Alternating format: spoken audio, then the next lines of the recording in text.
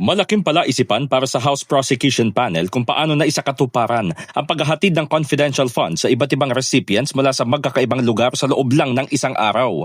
Naungkat kasi sa ika-14 na araw ng impeachment trial ni Vice President Sara Duterte ang ilang acknowledgement receipts kaugnay ng confidential funds ng Department of Education kung saan iisa ang petsa ngunit maraming lugar ang napuntahan.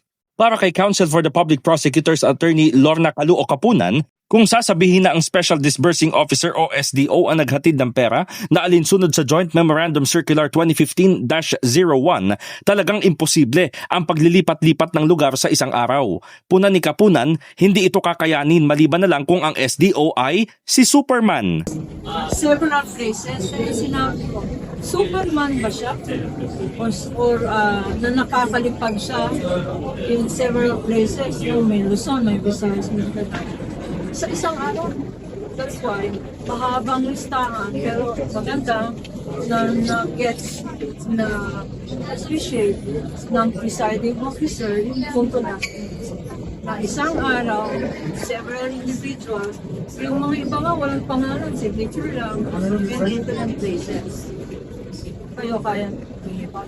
Batay din sa kalkulasyon ni House Trial Spokesperson Rene Luisco, talagang imposible ang paglipad sa 10 syudad kahit na sunod-sunod ang flights. Kung titignan lang natin yung audit reports, paano posible na on one day, 10 syudad yung napuntahan ng supposedly ng Special Disbursing Officer naglabas ng milyones at sa dulo niyan ay sasabihin na successful na nangyari yun.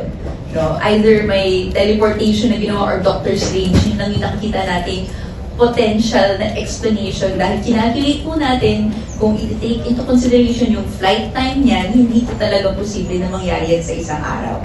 Samantala, idinagdag ni Prosecution Legal Spokesperson Attorney Benjamin Tolosa Jr. na mabigat ang pananagutan dito ni VP Sara dahil base sa salaysay ng witnesses, hindi maaaring ipasa sa SDO ang CC at maliwanag na bawal ibigay ang pera sa non-accountable officers tulad ni Colonel Raymond Lachica.